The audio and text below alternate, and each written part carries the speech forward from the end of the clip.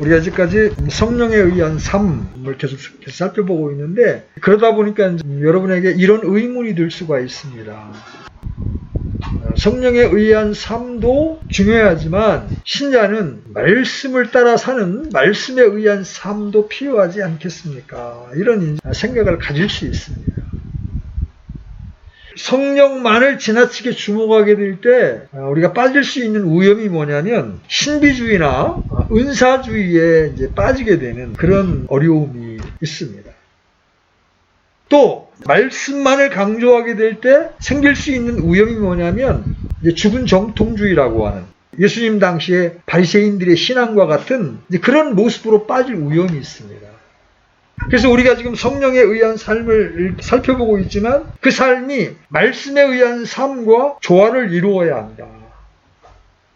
그렇지 않고 성령에 의한 삶과 말씀에 의한 삶이 따로 놀게 될 때 각각 가지고 있는 위험 때문에 정상적인 신앙이 아닌 약간 기울어진 신앙이 될 수 있다. 그런 생각이 들어져서 오늘은 이 두 방면의 조화를 한번 생각해 보려고 합니다.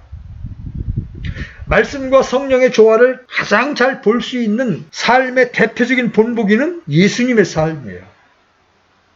우리의 삶의 본이신 예수님의 삶을 보면 말씀과 성령의 조화뿐 아니라 그 삶의 성격까지도 잘 볼 수가 있습니다. 무엇보다도 예수님은 말씀을 전하시기 전에 먼저 말씀에 의한 삶을 사셨습니다. 이 점이 우리에게도 매우 중요해요.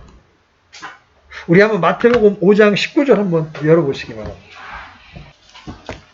마태복음 5장 19절 찾으셨으면 같이 읽겠습니다. 시작. 그러므로 누구든지 가장 작은 이 명령들 중에 하나를 어기고 또 그렇게 사람들을 가르치는 자는 하늘의 왕국에서 가장 작은 자라 불리되 누구든지 그것들을 행하고 가르치는 자 곧 그는 하늘의 왕국에서 큰 자라 불리리라. 여기 행하고 가르친다는 표현이 나오죠. 물론 교리적으로 마태복음은 유대인과 관련된 복음서이기 때문에 이제 하늘의 왕국이라는 표현이 나오지만 영적으로는 하나님의 왕국과 다를 게 없어요. 하나님의 왕국에서 한 가지 중요한 법칙은 자신이 먼저 행하고 그리고 다른 사람들을 가르치는 겁니다. 예수님이 그렇게 하셨어요. 반면에 바리새인은 어떻습니까? 바리새인들은 가르치기만 하고 자신들은 행하지 않았어요. 여러분 마태복음 23장 3절 넘어가 보십시오. 마태복음 23장 3절입니다. 찾으셨으면 같이 읽겠습니다. 시작. 그러므로 무엇이든지 그들이 너희에게 지키라고 명하는 모든 것은 지키고 행하되 그들의 행위대로 하지는 말라. 그들은 말만 하고 행하지는 아니하며. 이게 바리새인들의 특징이었다는 거죠. 예수님과 전혀 다르죠? 예수님은 먼저 말씀에 의한 삶을 사셨습니다. 그리고 가르치셨습니다. 반면에 바리새인들은 자신들은 그렇게 살지 않으면서 가르쳤어요. 예수님이 사는 말씀에 의한 삶을 잘 볼 수 있는 대표적인 구절이 마귀가 예수님을 시험한 사건에 관한 구절입니다. 그 구절에 보면 우리가 살아야 할 말씀에 의한 삶의 매우 중요한 요소들을 볼 수가 있어요. 여러분 다시 마태복음 4장 3절로 11절 가봅니다. 마태복음 4장 3절로 11절. 자, 같이 읽습니다. 시작. 그 시험하는 자가 그분께 나와 이르되 내가 만일 하나님의 아들이거든 명령하여 이 돌들이 빵이 되게 하거늘 그분께서 응답하여 이르시되 기록된 바 사람이 빵으로만 살 것이 아니요 하나님의 입에서 나오는 모든 말씀으로 살 것이라 하였느니라 하시더라. 이에 마귀가 그분을 데리고 거룩한 도시로 올라가 성전 꼭대기에 그분을 세우고 그분께 이르되 내가 만일 하나님의 아들이거든 뛰어내리라. 기록된 바 그분께서 자신의 천사들에게 너희에 관한 책무를 주시리니 그들이 자기 손으로 너를 받들어 언제라도 내 발이 돌에 부딪히지 아니하게 하리로다 하였느니라 하매 예수님께서 그에게 이르시되 또 기록된 바 너는 주 내 하나님을 시험하지 말라 하였느니라 하시더라. 마귀가 다시 그분을 데리고 심히 높은 산으로 올라가 세상의 모든 왕국들과 그것들의 영광을 그분께 보여주며 그분께 이르되 내가 만일 엎드려 내게 경배하면 내가 이 모든 것을 내게 주리라 하며 이에 예수님께서 그에게 이르시되 사탄아 너는 여기서 물러가라 기록된 바 너는 주 내 하나님을 경배하고 오직 그분만을 섬길지니라 하였느니라 하시더라. 이에 마귀가 그분을 떠나고 보라 천사들이 와서 그분을 섬기니라. 이 구절은 본질적으로는 마귀가 인생을 어떻게 속이는가에 대한 걸 다루는 거예요. 그런데 오늘 우리가 본문에서 보기를 원하는 것은 예수님이 사신 삶, 그 말씀에 의한 삶이 어떤 것이었는지를 좀 보자는 거예요. 첫 번째로 예수님은 먼저 하나님의 말씀을 깊이 아셨습니다. 그렇죠? 보세요. 예수님에 대한 마귀의 두 번째 시험은 예수님을 성전 꼭대기에 세우고 거기서 뛰어내리라는 겁니다. 그러면서 마귀가 인용하는 것이 시편 91편 11절로 12절이에요. 여러분 이걸 적어놓으시고 시편 91편 11절로 12절로 한번 가보십시오.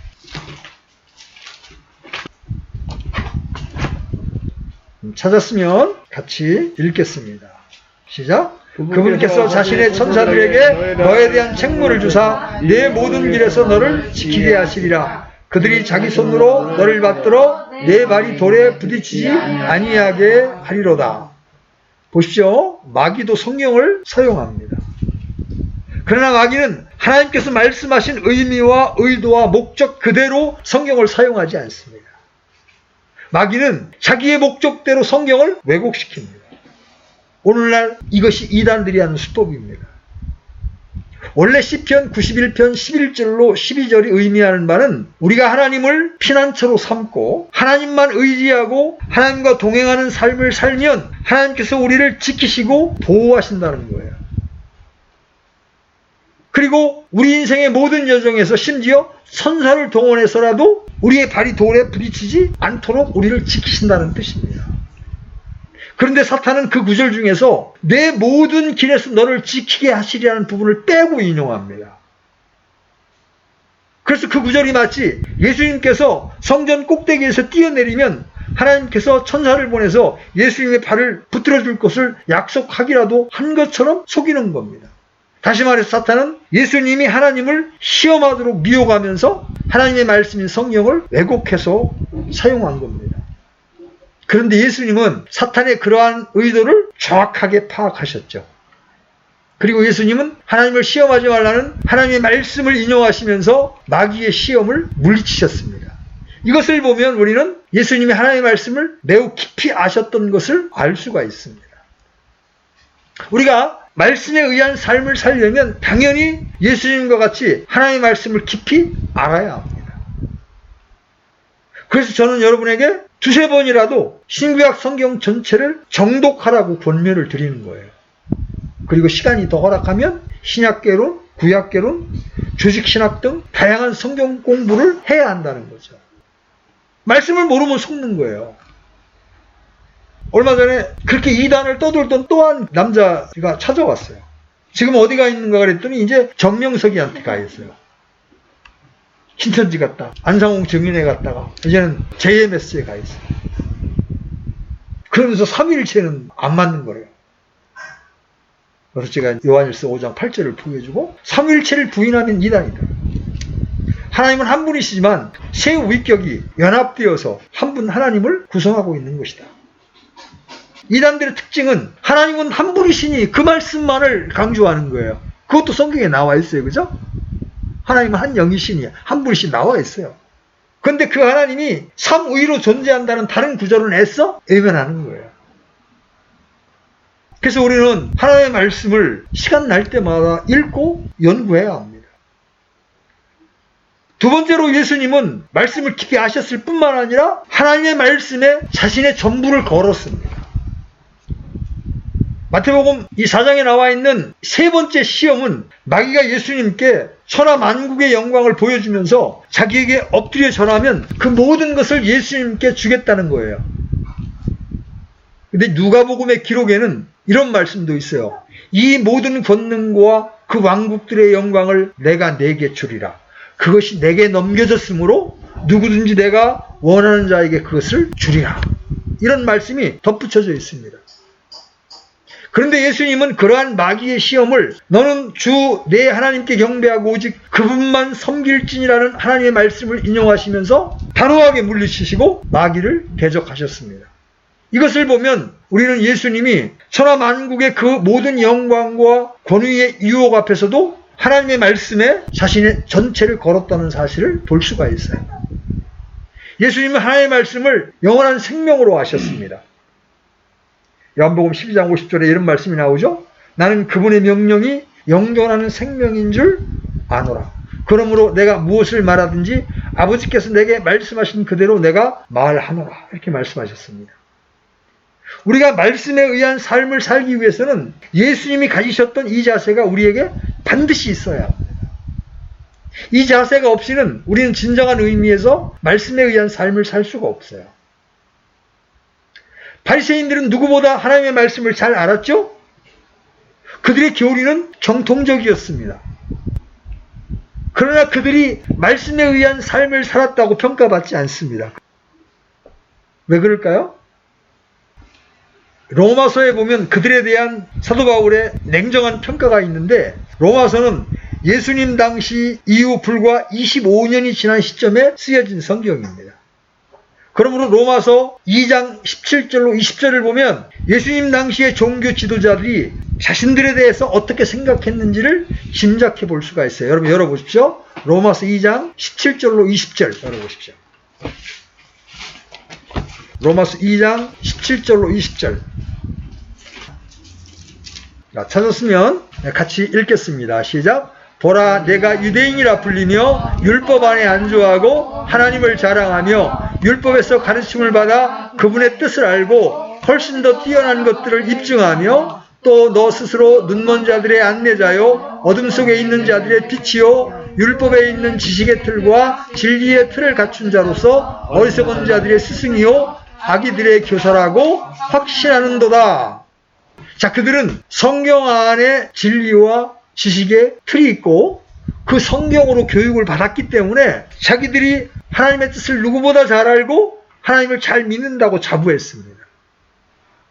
심지어 그들은 자신들이야말로 어둠 가운데 있는 자들을 위한 빛이요 눈먼 자들을 위한 안내자요 어리석고 어린 자들을 위한 교사라고 자부했습니다. 더 나아가서 예수님께서 심지어 자기 제자들에게도 그들이 가르치는 것은 다 지키라고 말씀하실 정도로 그들의 교리는 대체적으로 정통이었습니다. 그래서 그들은 누구보다 말씀을 애쳤을 겁니다. 그들은 누구보다 말씀을 강조했을 거예요. 오늘날 우리 킹제임스 시장이 그런 것처럼. 그들은 당연히 자신들이 하나님의 말씀을 소중히 여기고 소위 말씀에 의한 삶을 산다고 자부했을 겁니다. 그렇지만 그들에 대한 하나님의 평가는 전혀 달랐습니다. 예수님은 하나님의 말씀이 그들 속에 전혀 거하지 않는다고 말씀하셨을 뿐만 아니라 그들이 율법을 전혀 믿지 않는다고 말씀하셨습니다. 여러분 요한복음 5장 38절 가보십시오. 요한복음 5장 38절.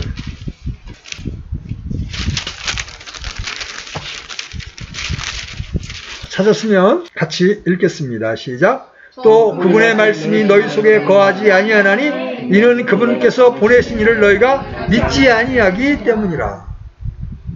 자기들은 잘 믿는다고 생각하는데 예수님은 아니 너희 속에 말씀이 거하지 않는다. 자, 좀 더 내려와서 46절 47절도 보십시오. 같이 읽습니다. 시작.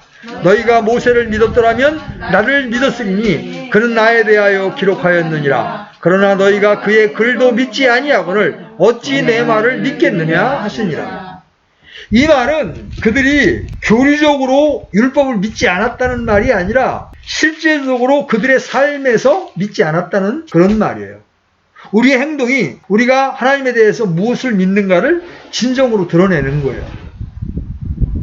더 나아가서 비록 그들이 말씀을 누구보다 많이 알았고 그들의 교리가 정통적이었을지 모르지만 그들은 철저하게 영적으로 눈이 멀어 있었습니다. 그들은 하나님을 전혀 몰랐어요. 그래서 요한복음 5장 37절로 38절에서 주님이 이렇게 말씀하십니다. 또 나를 보내신 아버지께서 친히 나에 대하여 증언하셨느니라. 너희는 아무 때에도 그분의 음성을 듣지 못하고 그분의 모습을 보지 못하였으며 또 그분의 말씀이 너희 속에 거하지 아니하나니 이는 그분께서 보내신 이를 너희가 믿지 아니하기 때문이라. 바리새인들은 그 시대를 향한 하나님의 목적을 전혀 알지를 못했습니다. 그래서 그들은 예수님을 철저하게 대적했죠. 예수님은 철저하게 하나님의 인도를 따라 자신의 사역을 감당하셨습니다. 요한복음 5장에 나오는 베데스다 연못가에 38년 된 병자를 고친 사건도 마찬가지였습니다. 여러분, 38년 된 병자가 치료를 받으면 감사하고 찬양해야 되잖아요. 그런데 이들은 왜 안식일날 병자를 고치냐면서 말씀을 외치면서 예수님의 행동이 어긋난다고 주장한 거예요. 예수님은 소위 말씀의 기초에서 예수님을 대적하는 그들에게 이렇게 말씀하십니다. 지혜는 자기 자녀들로 말미암아 의롭게 되느니라. 좀 어려운 말씀이죠. 이 말씀은 그 사람의 지혜나 판단이 옳은지는 그 사람의 열매로 검증된다는 말이에요.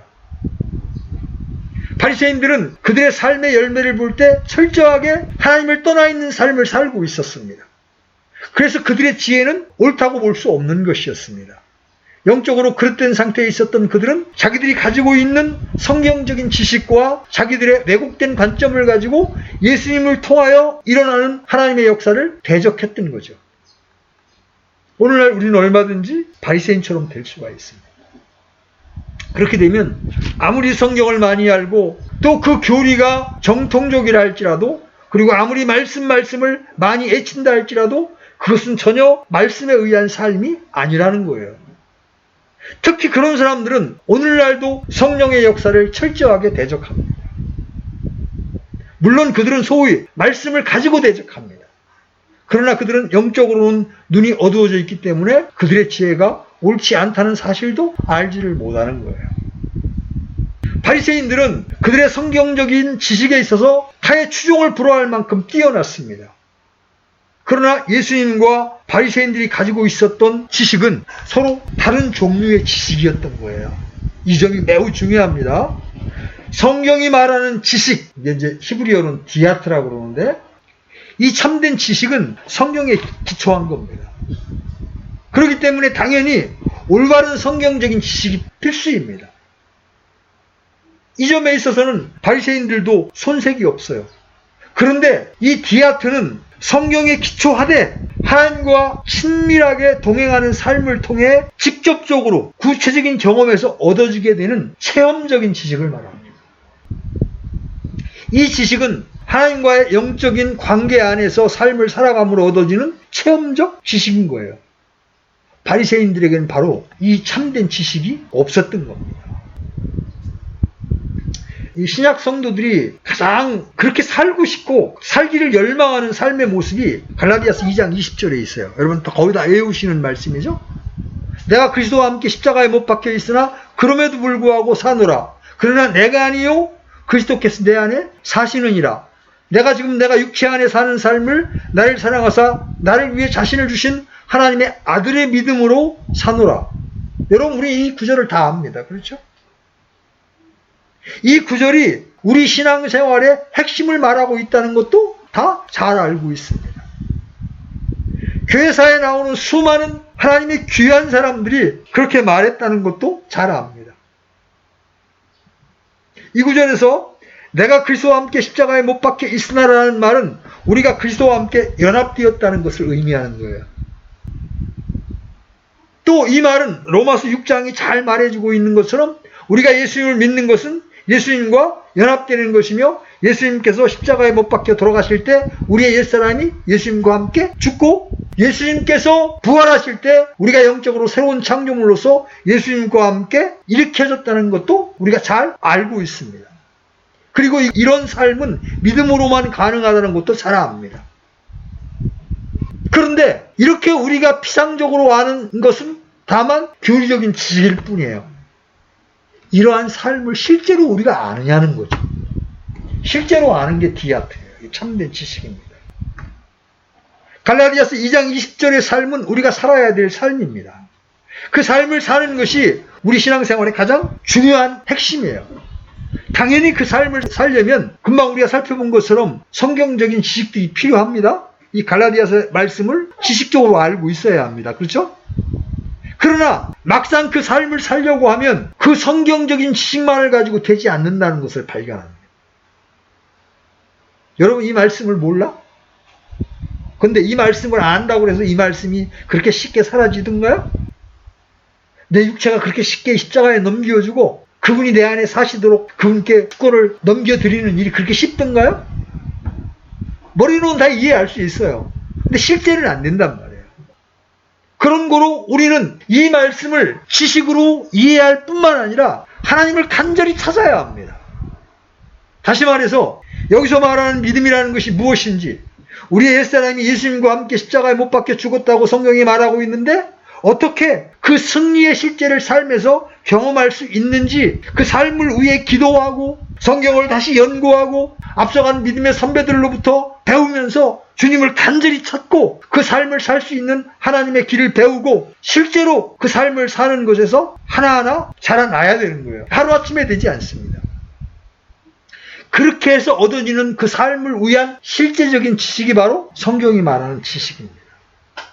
그러므로 참된 지식은 다만 교리적인 지식이 아니라 철저하게 하나님과 동행하면서 배우는 거예요. 반면에 이 참된 지식이 없으면 바리새인들의 삶에서 잘 볼 수 있는 것처럼 성경적인 지식은 뛰어나고 교리적인 면에 있어서는 정통일지 몰라도 그 삶은 하나님의 말씀을 버리게 되어 있습니다. 여러분, 저는 이 킹제임스 안에서 그런 형제들을 대단히 많이 봅니다. 성경 지식은 창세기부터 요한계시록까지 꿰뚫고 있습니다. 교리적 지식에 있어서는 그야말로 사역자들을 능가할 만한 형제들이 즐비합니다. 그런데 그 입에서 너무 쉽게 형제들을 판단하고 비방하는 일들이 비일비재합니다. 사랑을 말하고 한 몸을 말하지만 분열을 즐비하게 바라보게 됩니다. 왜 그렇습니까? 왜 그들의 지식은 정통인데 그들의 삶은 실제 성경에서 멀리 떨어져 있느냐는 것이죠. 그들이 가진 성경적 지식이 성경이 말씀하시는 바 디아트, 참된 지식에 이르지 못했기 때문에, 그 지식이 머리에서 머리로 전수된 지식이기 때문에 성령의 조명을 통하여 체험적으로 하나님과의 교제를 통해서 배운 지식이 아니기 때문에 그들의 지식은 정통이지만 그들의 행위와 삶은 성경에서 떨어져 나와 있는 겁니다. 여러분, 이 위험성을 우리는 늘 경계해야 하는 겁니다. 이 참된 지식을 가진 사람이라야 다른 사람을 그런 삶으로 인도할 수가 있습니다. 예를 들어서 갈라디아서 2장 20절의 삶을 실제로 사는 사람이어야 다른 사람들로 하여금 그 삶을 살도록 인도할 수가 있는 거예요. 아무리 박사 학위를 가진 사람이라 할지라도 실제로 그 삶을 살지 않는 사람은 교리적인 지식을 다른 사람에게 가르칠 수는 있을지 모르지만 다른 사람들로 하여금 그 삶을 살도록 인도할 수는 없어요. 영적인 세계에서는 자기가 가보지 않은 곳으로 다른 사람을 인도할 수 없는 겁니다. 그리고 많은 경우에 단순한 신학적인 지식은 그 삶을 살려고 힘쓰는 사람들에게 별로 도움이 되지 않습니다. 그러므로 우리 신자들에게 중요한 자세가 뭐예요? 하나님의 말씀 앞에 떠는 자세가 핵심입니다. 스데반을 대적하고 핍박하던 유대인들은 그들의 종교적인 전통과 의식에 대해서는 타의 추종을 불허할 만큼 뛰어난 열정을 가지고 있었습니다. 또한 성경적인 지식에 있어서도 그들은 참으로 뛰어났습니다. 그러나 그들에게는 하나님께서 이사야에게 말씀하신 자세가 없었어요. 여러분, 이사야서 66장 2절 한번 열어보십시오. 이사야서 66장 2절 같이 읽어봐요. 그 모든 것들을 내 손이 만들었으므로 그 모든 것들이 존재해 왔느니라. 주가 말하노라. 오직 나는 이런 사람 곧 가난하고 통회하는 영을 가진 자, 내 말에 떠는 자를 보살피리라. 어떤 사람을 하나님이 지금 보살피신다고 말씀해요? 가난하고 통회한 영을 가진 자, 내 말에 떠는 자. 바리새인들에게는 이런 자세가 없었어요. 그 결과 그들은 많은 열정과 성경적 지식이 있음에도 불구하고 목이 곧고 마음과 귀에 할례를 받지 못한 자들이었고, 그래서 항상 성령을 거스르는 자들이 돼버린 거예요.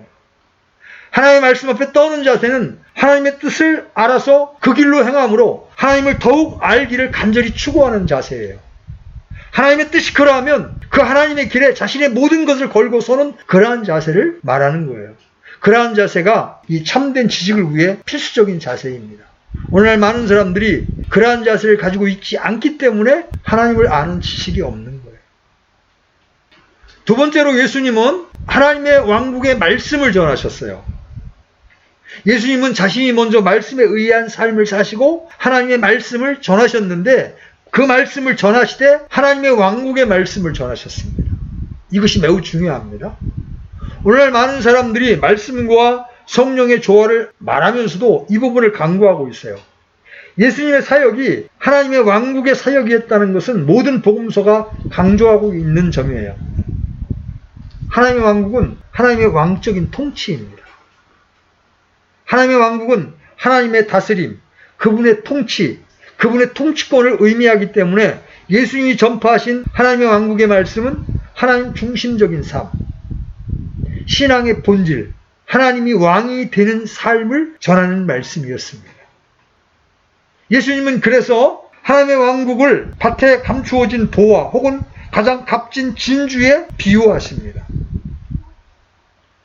그것은 하나님의 왕국 혹은 하나님의 왕국의 왕이신 하나님이 세상의 무엇과도 바꿀 수 없는 가장 값진 것 혹은 가장 값진 분임을 의미하는 거예요. 그 하나님의 왕국을 취하는 길은 자기 소유를 다 팔아서 그것을 사는 거예요. 물론 이 말은 우리가 하나님의 왕국을 우리의 현금이나 희생으로 산다는 말이 아닙니다. 오해가 없어야 돼요. 우리는 전적인 하나님의 은혜로, 오직 예수님의 십자가의 공로로, 오직 믿음으로 하나님의 왕국에 들어갑니다. 예수님의 이 말씀은 믿음의 성격을 보여주는 거예요. 우리의 구원받은 믿음은 단순히 예수님에 관한 몇 가지 진리를 지식적으로 동의하는 것이 아닙니다. 우리의 믿음에는 우리가 예수 그리스도의 얼굴에 있는 하나님의 영광을 아는 빛을 보는 것이 전제됩니다. 그리고 우리의 믿음에는 그 예수님을 우리의 구원에 있어서 구세주로 믿을 뿐만 아니라 우리의 삶 가운데 주인으로 모셔드리고 우리의 모든 것, 즉 자신의 모든 존재와 소유를 그분께 의탁하는 것을 포함하는 거예요. 여러분, 누가복음 14장 먼저 25절로 27절 먼저 열어보십시오. 누가복음 14장 25절로 27절. 다 찾았으면 같이 읽겠습니다. 시작. 큰 무리들이 그분과 함께 갈 때에 그분께서 돌아서서 그들에게 이르시되, 어떤 사람이 내게 오면서 자기 아버지나 어머니나 아내나 자녀나 형제나 자매나 참으로 자기 생명도 미워하지 아니하면 능히 내 제자가 되지 못하고, 누구든지 자기 십자가를 지고 나를 따라오지 아니하는 자도 능히 내 제자가 되지 못하리라. 33절로 내려와 보십시오. 33절, 34절 같이 읽습니다. 시작. 이와 같이 너희 중에 누구든지 자기의 모든 소유를 버리지 아니하는 자는 능히 내 제자가 되지 못하리라. 소금은 좋은 것이로되 만일 소금이 제 맛을 잃으면 무엇으로 그것의 맛을 내리요. 자, 우리의 신앙은 한마디로 예수님을 따르는 삶이에요. 그것이 우리 신앙의 핵심이고 그것이 바로 우리 신앙의 모든 것이죠. 우리가 읽은 이 구절들은 예수님께서 직접 예수님을 따르는 기본적인 자세에 대해서 말씀하신 구절이에요. 수많은 무리가 예수님을 따라오면서 예수님의 제자가 되기를 원했습니다. 그때 예수님은 그들에게 자기 부모, 아내, 남편, 자신, 그리고 형제 등 가장 소중하고 가까운 사람들을 미워해야 한다고 말씀하십니다.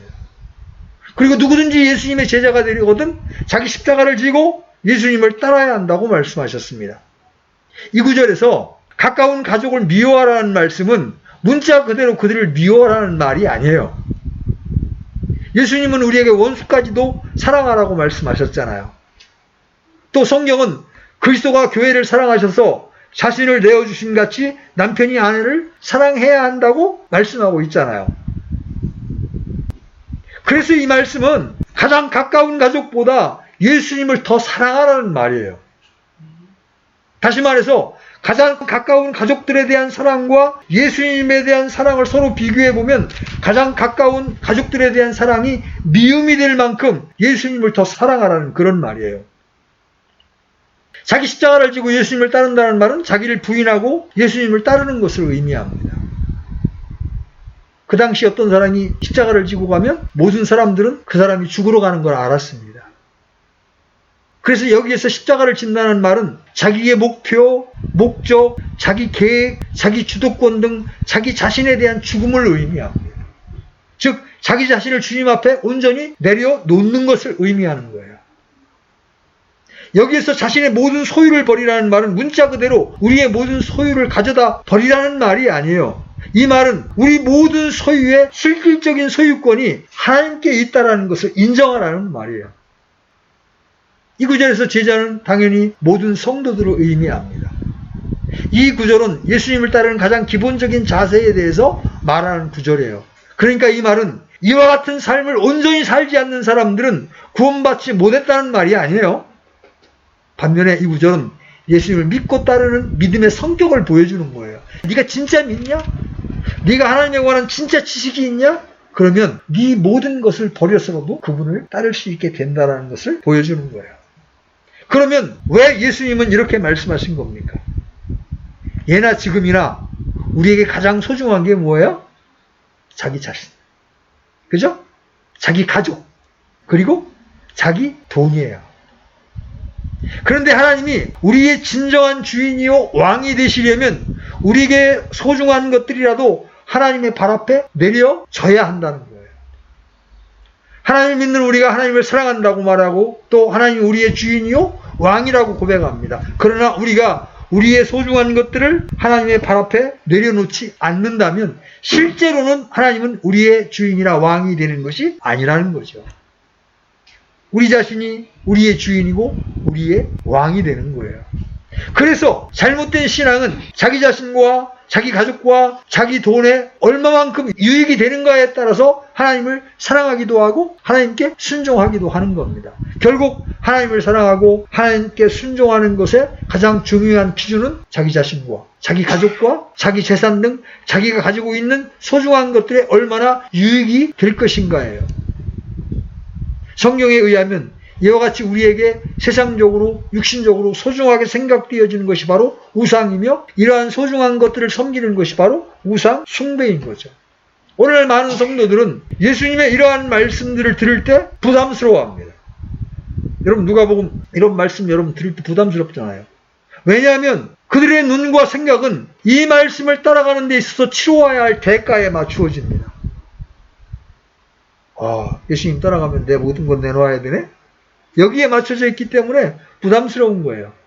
그러나 예수님은 이 말씀을 하시면서 자기 생명을 찾는 자는 그것을 잃을 것이요 나로 인하여 자기 생명을 잃는 자는 그것을 찾으리라고 말씀하십니다.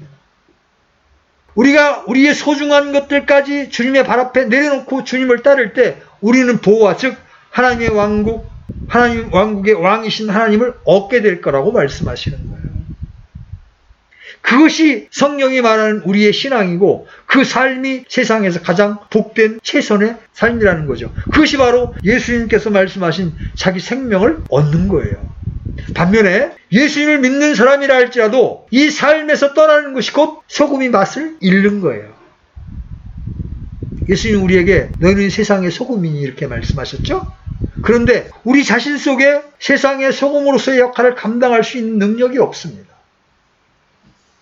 예수님이 요한복음 15장에서 말씀하신 것처럼 우리가 예수님 안에 거하고 예수님이 우리 안에 거할 때 예수님께서 우리 속에 그리고 우리를 통해서 역사하심으로 비로소 우리가 세상의 소금 역할을 감당할 수가 있는 거예요. 세상의 빛 역할을 감당할 수가 있는 거예요. 예수님께서 누가복음 14장에서 말씀하신 것처럼 그렇게 예수님을 따르는 삶이 예수님 안에 거하는 삶의 한 핵심이고 그때 우리가 세상의 소금의 역할을 감당할 수 있다고 말씀하시는 거예요. 예수님은 바리새인들에게 너희는 하나님을 사랑하지 않는다고 말씀하셨습니다. 바리새인들은 그 당시에 당연히 자신들은 누구보다 하나님을 더 사랑한다고 생각했을 겁니다. 그러나 그들은 명예욕과 사람들 앞에서의 평가 등 그들 자신이 하나님 앞에 전혀 내려있지 않습니다. 그리고 그들은 그들의 돈이 하나님 앞에 내려있지 않았습니다. 그러므로 하나님의 관점에서 볼 때 그들은 실제로 하나님을 전혀 사랑하고 있지 않았던 거죠. 오늘날 많은 교회가 말씀을 애치면서도 예수님이 전하셨던 것과 같은 성격의 하나님의 왕국의 말씀을 전하지 않는 경우를 볼 수가 있어요. 왜냐하면 많은 성도들이 그러한 성격의 메시지를 부담스러워하기 때문입니다. 어떤 목회자들은 성도들의 신앙이 어리기 때문에 그런 성격의 말씀을 전하는 것이 적절하지 않다고 말합니다. 그런 말씀은 좀 잘한 다음에 하는 게 낫지 않겠느냐 이렇게 말하는 거죠. 또 어떤 목회자들의 생각에는 그런 말씀을 전해지는 교회는 성장할 수 없다고 생각하기도 합니다. 실제로. 그래서 교회 부흥 세미나 같은 데 가보면 교회 개척한 다음에 2년 동안은 절대로 죄와 심판에 대해서 말하지 말라 그렇게 가르치는 목회자들도 있습니다. 바꿔 말하면 많은 목회자들에게는 교회의 숫자적인 성장이 올바른 하나님의 말씀을 전하는 것보다 우선이라고 생각하는 거죠. 오늘날 우리는 하나님의 관점에서 볼 때 하나님의 백성들이 이미 하나님을 버린 상태에 있다는 것을 잘 알 수 있습니다. 그러나 많은 목회자들은 그들이 하나님을 떠난 영적 상태와는 상관없이 그저 성경에 나오는 좋은 약속들만 임의로 골라서 그들에게 축복을 외치기에 바쁩니다. 이러한 경우 이 말씀이 아무리 성경에 나와 있는 말씀이라 할지라도 진정한 말씀이 아니죠. 성경은 그것을 거짓이라고 부릅니다. 자, 지금까지 제가 예수님께서 어떻게 말씀에 의한 삶을 살았는가를 보여드렸고, 바리새인들이 그들이 말씀은 하지만 그들이 실제로는 말씀에 의한 삶을 살지 않았다는 말씀을 드렸습니다. 이 차이가 뭘까요? 바로 예수님은 말씀에 의한 삶을 살되 성령에 의한 삶을 사셨기 때문에 바리새인들과 달랐던 겁니다. 예수님은 성령에 의한 삶을 민감하게 사셨습니다. 하나님과의 친밀한 교제 가운데 사셨어요. 우리가 요한복음을 보면 예수님께서 얼마나 하나님과 친밀한 교제 가운데 사셨는가를 볼 수 있어요. 요한복음에서 예수님은 반복적으로 자기 스스로 아무것도 할 수 없다고 말씀하셨습니다. 여러분 요한복음 19장 한번 열어보십시오. 요한복음 5장 19절 열어보십시오.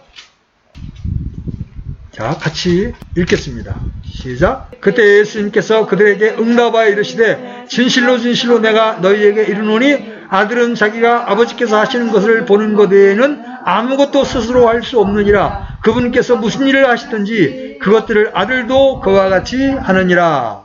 30절도 내려가 보십시오. 30절 같이 읽습니다. 시작.